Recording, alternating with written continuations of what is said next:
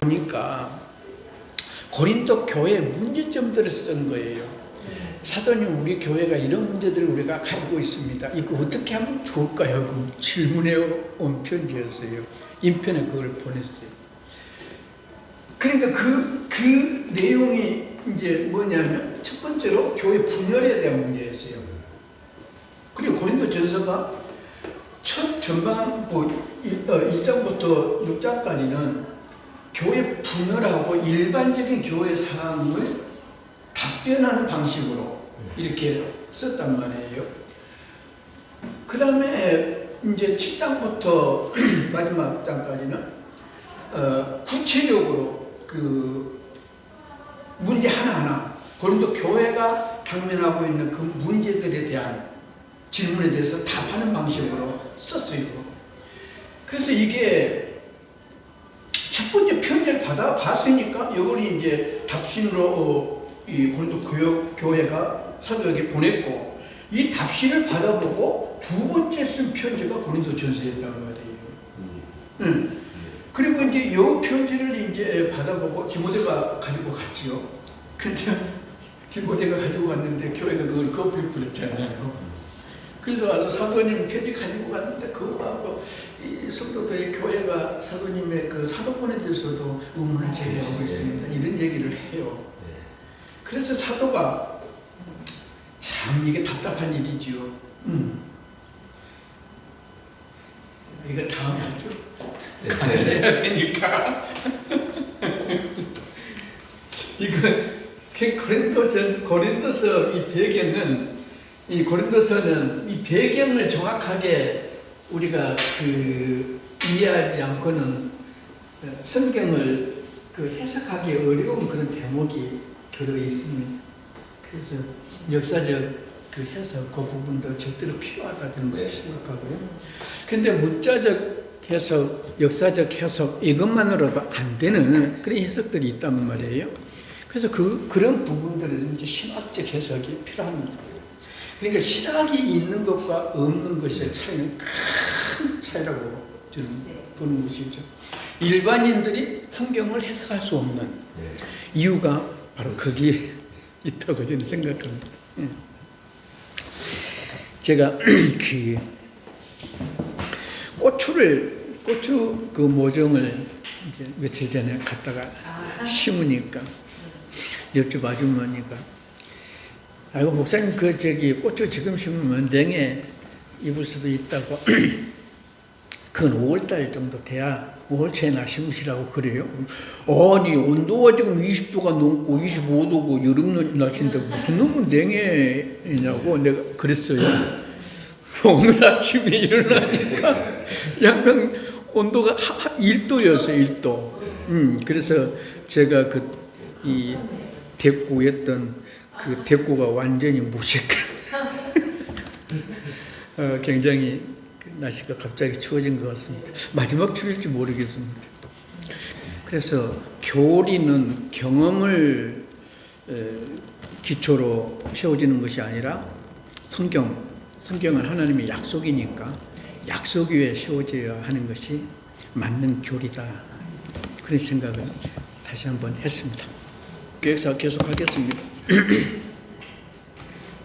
루터는 이 종교개혁 운동하는 동안에 논쟁을 굉장히 많이 했습니다.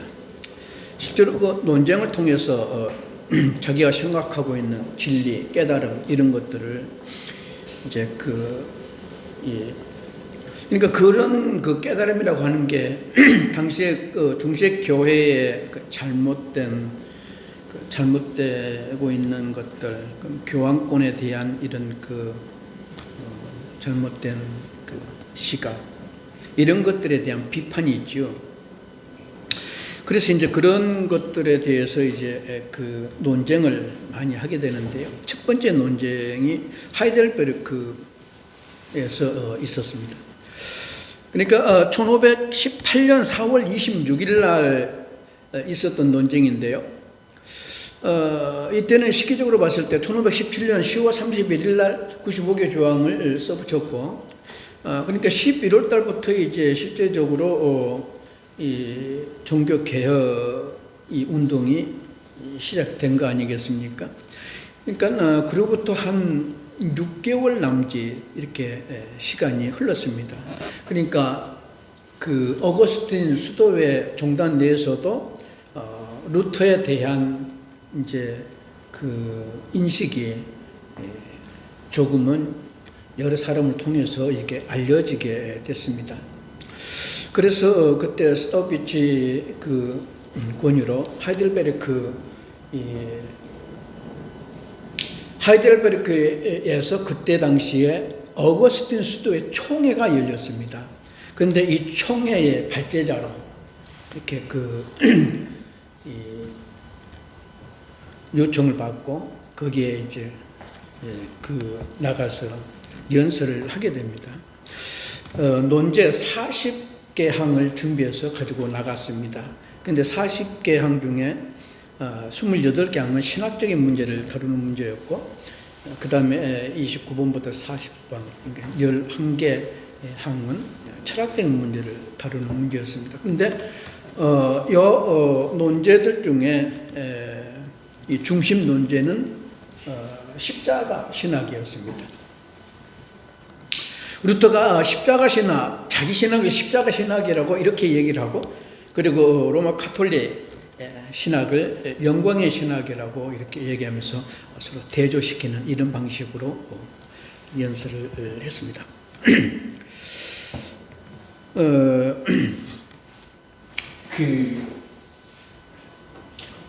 수도원에서 신학하는 방식, 그리고 수도승들을 이렇게 훈련하는 이런 그 프로그램이 있었는데, 그게 렉시오 디비나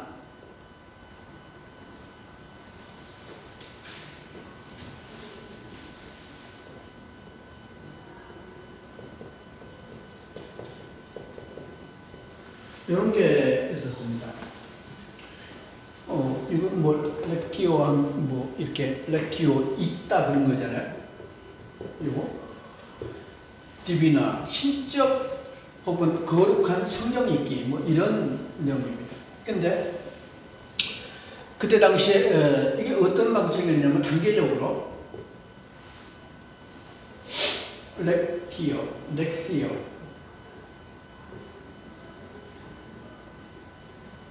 두 번째 오라티오, 메디타티오,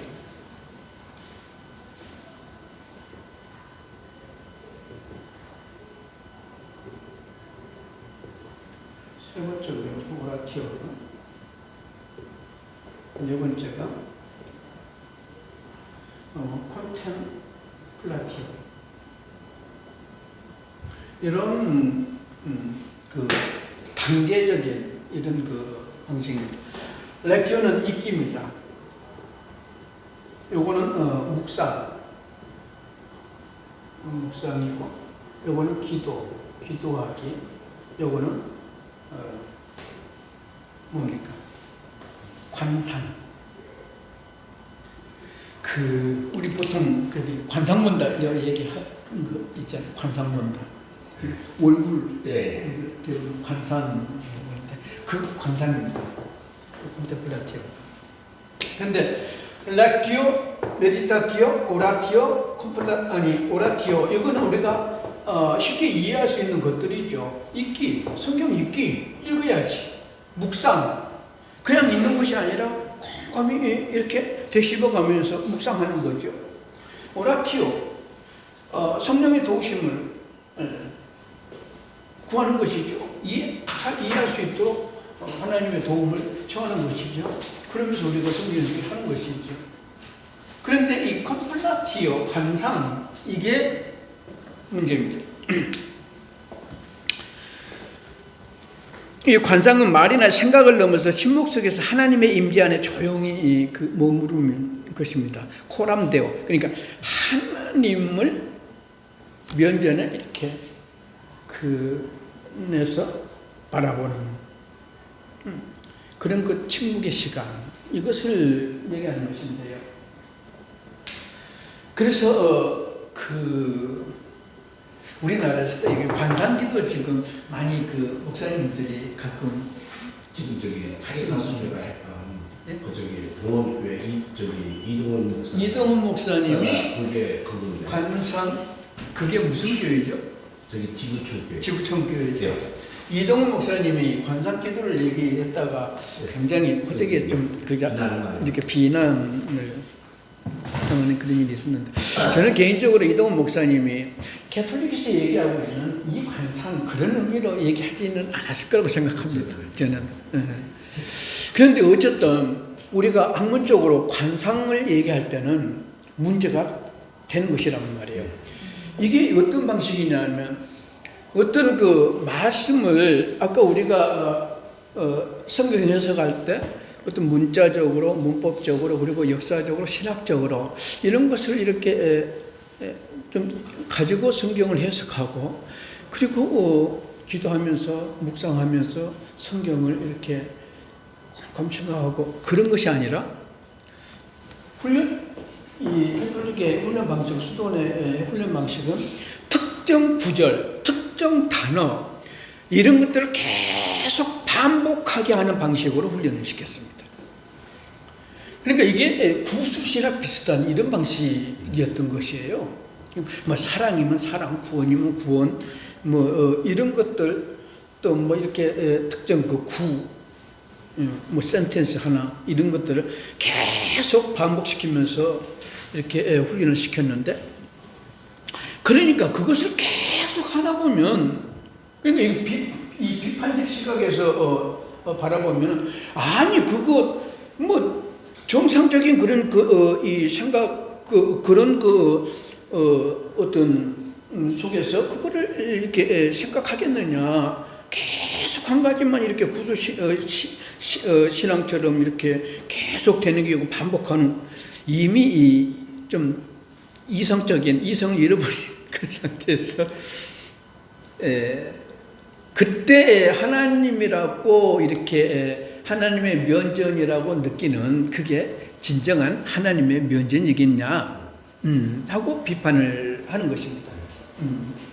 어쨌든 그때 당시에 중세 때 언제 만들어진지는 모르겠습니다. 어떤 사람들은 그 예수의 창시자,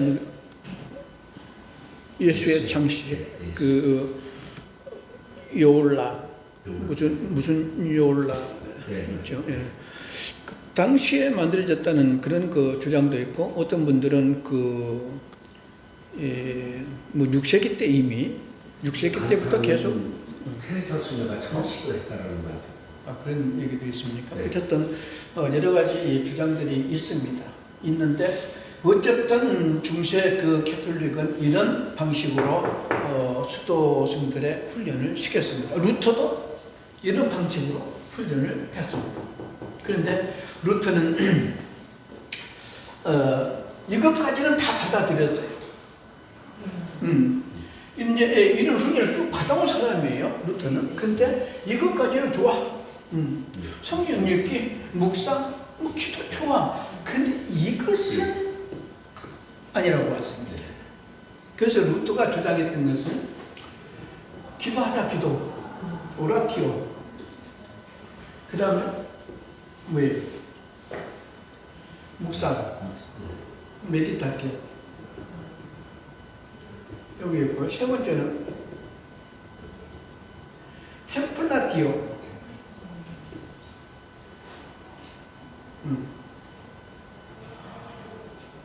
이건 시험, 고난, 무슨 시험, 뭐 이런 겁니다. 오라티오, 기도하면서 우리가 정말 하나님의 도우심을 구하면서, 우리가 하나님의 말씀을 그냥 읽는 것으로 넘어가지 않고 이렇게 묵상하는 이런 방식으로 하나님의 말씀을 읽자. 근데 이게 다른 거는 이제 뭐 다 이해할 수 있고 한데, 이게 템플라티오, 이것은 굉장히 그때 당시에 조금 이렇게 익숙하지도 않고, 템플라티오,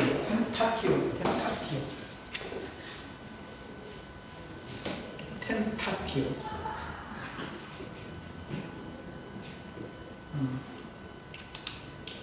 뭐 시험 혹은 뭐 고난 이런 거. 근데 이게 이제 그 십자가 신학하고 연결되는 그런 부분입니다. 그래서 신학을 하는 사람들이 그 말씀 앞에서 또 이 말씀을 이렇게 실천하는 과정에서 오는 영적 투쟁, 이런 고난, 이런 것들을 통해서 참된 신학이 무엇인지 발견하게 되고 하나님을 제대로 보게 된다, 이런 주장을 한 것입니다. 그래서 루터는 성경 얘기를 훈련 방식을, 신학하는 방식을 이런 방식으로 해야 된다고 주장을 했습니다. 우선 이제 십자가 신학하고 영광의 신학, 요거를 조금 말씀을 드리려고 하는데요.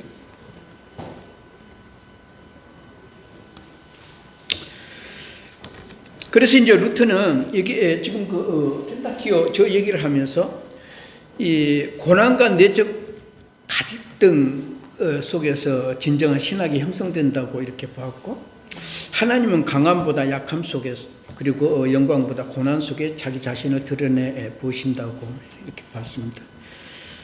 그러므로 참된 신학자는 그리스도의 십자가에서 하나님의 모습을 보아야 한다고 이렇게 생각을 했던 것이죠. 제가 이번에 그 로마 가서 이제 느낀 게 그런 거였어요. 야, 이게 저도 이게 켄타키오, 이게 왜 루터가 어떤 생각으로 저 주장을 했을까 생각을 했는데, 베드로 성당이라든지 그 많은 성당들을 보면서 제가 이 루터의 켄타키오 요 부분이 좀 이렇게 쉽게 이해가 되더라고요. 그러니까 그때 당시에 중세 때 하나님을 어떻게 인식하려고 했냐면 그 위대한 아주 화려하고 이런 속에서 하나님을 찾으려고 했다는 말이에요. 베드로 성당, 하나님의 그 구원이, 그런 걸 통해서 구원이, 이런 것. 근데 문제는 그런 데서 하나님을 찾으려고 하는 사람들은 내가 하나님으로부터 무엇을 받을 것인가? 내가 받을 수 있는, 내가 받을 복이, 축복이 무엇인가? 그 생각을 하게 된다는 것이에요. 근데 루터는 전혀 반대로 하나님이 그런 속에 나타나는 게 아니라 그 고난 속에, 십자가 속에 감추어진, 십자가 뒤에 감추어진 그 고난, 그 속에서 하나님이 얼마나 세상을 사랑하시는가, 인간을 사랑하시는가, 또 하나님이 얼마나 죄를 미워하신가, 하나님의 거룩하심이 어떤 것인가, 그 십자가를 통해서 바라봐야 한다고 했던 것이죠. 그래서 이제 제가 쭉 다는 못하고 몇 가지 좀 도움이 될 수 있는 그 논제들을 한번 발췌를 해봤습니다. 이게 그냥 문자적으로 이렇게 번역하는 이런 방식이어서 좀 자유롭지가 못해서 일단 해설을 좀 이렇게 달아보기는 했는데, 논제 19번에 이런 게 있습니다. 참된 신학자는 하나님이 보이지 않는 것들을 피조물로 이해하는 사람이 아니라 십자가를 통해서 하나님을 아는 자이다. 그러니까 이것의 의미는 하나님은 자연이나 인간의 지혜로는 알 수 없다. 그분은 십자가의 예수 그리스도 안에서만 자신을 계시하신다. 그러니까 루터는 철저하게 계시가 아니고는 하나님을 알 수 없다고, 하나님을 인식할 수 없다고 봤습니다. 그러니까 하나님의 계시는 성경이죠. 뭐 지금도 뭐 집통계시 얘기하는 사람들이 있습니다. 굉장히 위험한 방식이죠. 그러나 성경은 기록된 하나님의 계시로 우리가 받아들이는 것이잖아요. 계시는 감추어진 하나님 자기 자신이 피조물 가운데 특히 인간에게 자기 자신을 드러내 보이시는 신적 행위, 그거를 우리가 계시라고 하는 것이잖아요. 루터는 그 예수 그리스도의 십자가의 하나님의 그 작정, 의도, 뜻, 인간을 향하신 그 구속에 대한 어떤 그 의지 이런 것들을 가장 정확하게 뚜렷하게 계시했다고 보았습니다. 그러니까 십자가를 통하지 않고는 하나님의 그 어떤 인간에 대한 구속의 의지 이런 것을 읽을 수 없다고 본 것이죠. 그 다음에 20분은 또 이런 게 있습니다. 참된 신학자는 하나님이 보이는 것과 뒷모습을 고난과 십자가를 통해서 이해하는 자이다. 하나님의 참된 모습은 영광이 아니라 고난 속에 사랑으로 나타난다. 하나님의 뒷모습은 십자가에 달린 그리스도이다. 이런 의미로 저는 읽었습니다. 21번입니다. 영광의 신학자는 악을 선이라 하고 선을 악이라 하지만 십자가의 신학자는 사물을 있는 그대로 본다. 세상은 영광의 힘을 선이라 여기지만 하나님은 약함과 고난과 실패 속에서 참된 영광을 드러내신다. 그러니까 이게 세상의 시각과 하나님의 시각을 전혀 다르게 본 것입니다. 그러니까 저는 그래서 이런 생각을 합니다. 세상의 가치와 성경의 가치. 성경의 가치는 하나님의 가치죠. 이거는 전혀 다르다. 세상의 가치로는 미련한 것이 성경의 가치로는 구원을 주시는 하나님의 능력이 되기도 한단 말이에요. 우리는 고린도전서는 그렇게 얘기하고 있잖아요. 1장 18절에 그 십자가의 도를 얘기하면서 그런 얘기를 했습니다. 바울이 멸망하는 자들에게는 미련한 것이요 구원받는 우리들에게는 하나님의 능력이다. 그러니까 얼마나 다른 겁니까? 완전히 다른 것입니다. 이게.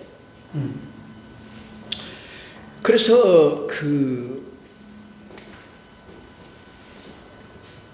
화려하고 위대하고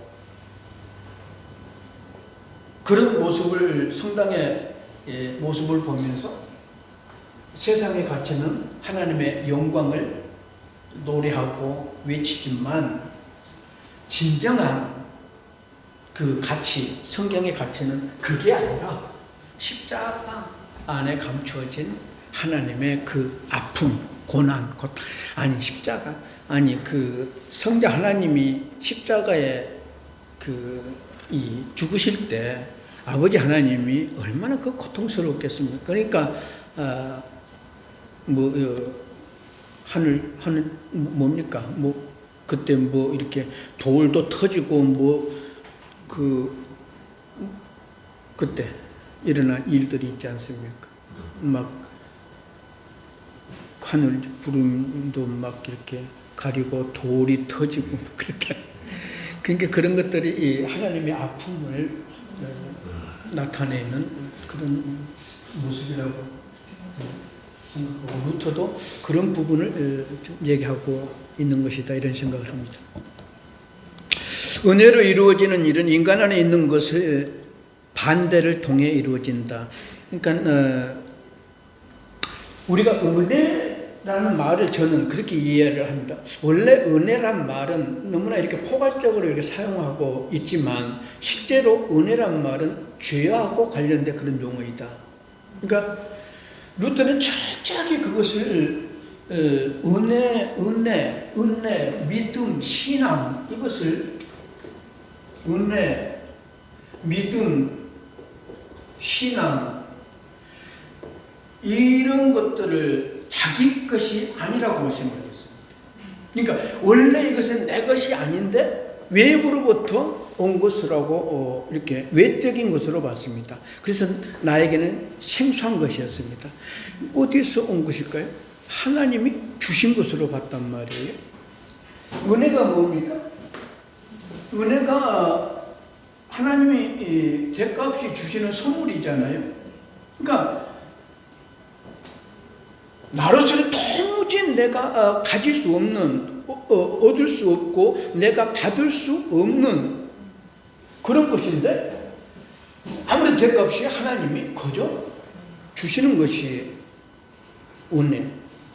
믿음도 신앙도 그런 것이라고 봤습니다. 이게 그래서 알미니안이즘이라든지 펠라기우스 입장에서 보면 이게 전혀 다른 얘기가 되어버리는 것이죠.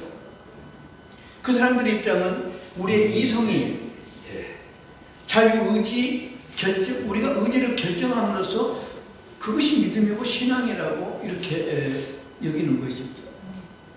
그런데 루터는 그것이 성경에서 그것을 믿음이라고 얘기하지 않고 그걸 신앙이라고 얘기하지 않고 그것이 은혜도 아니다. 우리가 믿음을 은혜라고 얘기하고 구원을 은혜라고 얘기하는 것은 내가 내 어떤 대가, 내 노력, 내 행위로 얻어지는 것이 아니기 때문에 은혜라고 하는 것이죠.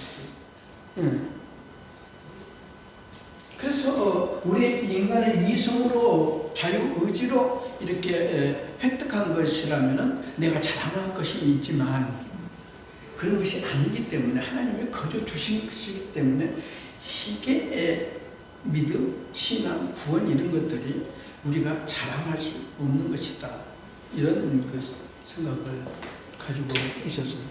저는 저 루터의 생각에 전적으로 동의하고 그것이 믿음이고 그래서 믿음 그것도 은혜라고 이렇게 생각을 합니다. 루터의 이게 사실 저는 처음 이렇게 자세하게 처음 접해요. 루터의 신학을 십자가 신학을 자세하게 처음으로 접합니다. 그래서 대충만 들었지. 예. 네. 그래서 저도 아쉬운 것은 신학자들도 교수들도 목사님들도 그 루터를 참 많이 인용하지요. 그런데 실제로 얘기해 보면 루터를 잘 알고 있는 분은 없어요.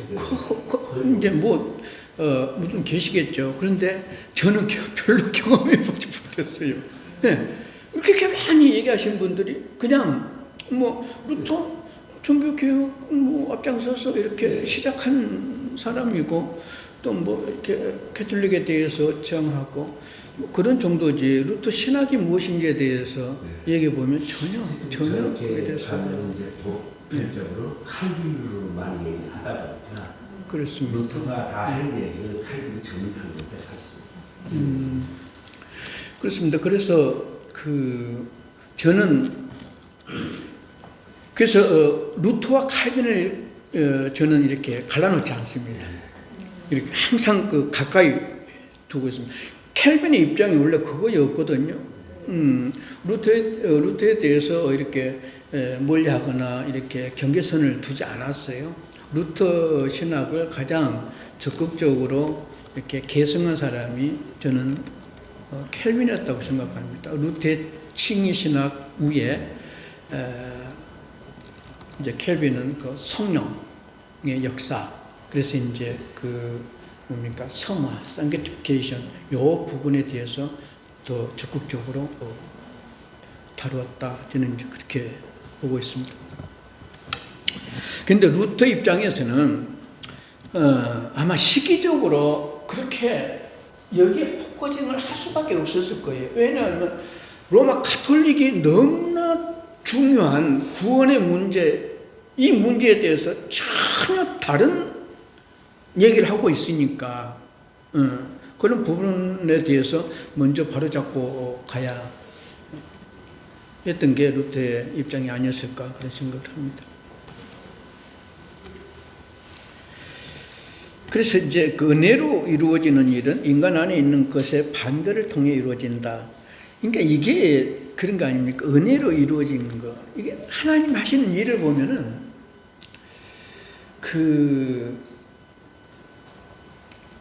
내가 열심히 노력하고 하는 이제 이럴 때 하나님이 일을 안 하신 것 같아. 그러니까 성경에 보면은 루터도 그런 얘기를 계속하는 거예요. 바울도 바울 서신 속에서도 저는 그런 메시지를 이제 읽는데요. 하다 지쳐서 내가 손 들어 버렸을 때 하나님은 비로소 그때 일하기 시작하신다. 근데 구약의 역사 속에서도 얼마든지 그런 하나님의 역사는 우리가 볼 수 있고,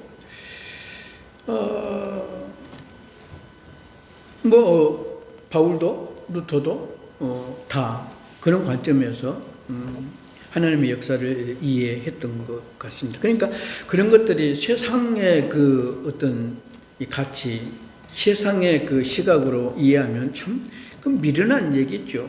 세상은 나를 얘기하고 자아 발견, 나를 어떤 그 개발하고 자기 개발 이런 그걸 통해서 무엇인가 할 수 있고 이룰 수 있다고 얘기하지만 성경은 전혀 다른 얘기를 하고 있습니다. 나를 포기하고 하나님께 나를 의뢰할 때 하나님이 그 일을 이루게 하신다. 이게 성경의 가르침인 것 같습니다. 인간의 이성으로 하나님의 일을 이해할 수 없고 오직 고난의 경험을 통해서만 깨닫는다. 이런 것들입니다. 그러니까 바울이 얼마나 자랑거리가 많았습니까? 혈통적으로나 학문적으로나 사회적으로나 얼마나 가진 게 많았습니까? 그런 것들이 다 자기가 자랑거리였던 것이다. 세상의 눈으로 보면. 그런데 이런 모든 것들을 다 배설물로 여기 이게 배설물이라는 게 우리는 배설물이라고 얘기했는데 영어 성경 보면 덩이라고 그러니까 똥으로 여겼다는 얘기였어요. 그 이유에 대해서 그리스도를 아는 지식이 가장 고상해서. 그러니까 바울도 철저하게 하나님을 인식하고 하나님의 능력을 내 생활 가운데 이끌어내서 내 생활로 내 것으로 삼는 이 일에 있어서는 내가 철저하게 죽고 나를 포기하고 하나님께 전적으로 나를 의뢰할 때 비로소 이루어진다. 그런 시각을 분명히 가지고 있었습니다. 그게 바울 신학이고요. 루터도 똑같은 얘기를 지금 하고 있습니다. 하나 또 보겠습니다. 인간의 행위로 의롭게 되는 것이 아니라 오직 믿음으로 의롭게 된다. 이게 그러니까 당시에 캐톨릭의 그 신학은 이게 아니잖아요. 인간의 행위, 선행 이것을 굉장히 강조했었잖아요. 그리고 또 하나는 이제 칠성례, 성례를 통해서 사도가 행하는 그 성례를 통해서 하나님의 은혜가 성도들에게 내려간다. 이게 이제 캐톨릭의 가르침이었습니다. 그런데 루터는 그거 아니고 하나님 앞에서 죄인이 의롭게 되는 것은 오직 믿음으로 되는 것이다. 그러니까 이게 그 이신칭이 바울의 이신칭의 사상을 그대로 자기 신학 안으로 가지고 들어온 것입니다. 그래서 이 논제는 루터의 칭의론의 그 기초가 됐습니다. 이런 내용으로 이제 연설을 했고요. 그 다음에 이제 쭉 25번부터 89 이런 게 쭉 있는데 이런 부분들을 좀 다 보면 좋은데 시간이 좀 다 된 것 같습니다. 또. 그래서 요거는 뭐 다음에 시간이 좀 되면 도록 하고요. 그래서 이제 이제 요약을 해보면은 이런 겁니다. 인간의 그 무능력. 인간의 자유의지는 죄로 인해 손상되어서 선을 행할 능력이 없으며 율법이나 선한 행위로는 의롭게 될 수 없다는 점을 분명하게 했습니다. 그 다음에 하나님의 그 역설, 파라독스, 요걸 얘기했는데요. 인간에게는 매력이 없고 좋지 않게 보이는 하나님의 업적, 특히 십자가의 고난, 그것만이 참된 구원과 공적인 근거가 된다. 이렇게 봤습니다. 그 다음에 십자가 신학에 대해서 하나님을 세상의 힘과 영광, 이게 영광의 신학. 영광에서 찾지 않고 고난과 십자가의 나약함 속에서 찾는 것이 진정한 신학이라고 루터는 보았습니다. 칭의의 길, 인간의 모든 행위와 공적에 대한 절망을 통해 비로소 그리스도의 은혜와 칭의에 이르게 된다. 요 얘기는 이런 겁니다. 그러니까 인간의 어떤 그 행위, 공적 이런 거를 통해서 내가 얻고자 하는 이런 노력, 이것이 도무지 불가능하다고 완전히 실패로 인정하고 손들고 포기했을 때 비로소 하나님의 은혜와 칭의에 이르게 된다. 이런 얘기입니다. 이런 내용으로 이제 십자가, 자기 신학을 십자가 신학이라고 이렇게 얘기를 하고, 로마 가톨릭의 신학을 영광의 신학이라고 이렇게 규정하면서 서로 대조시키면서 연설을 했습니다.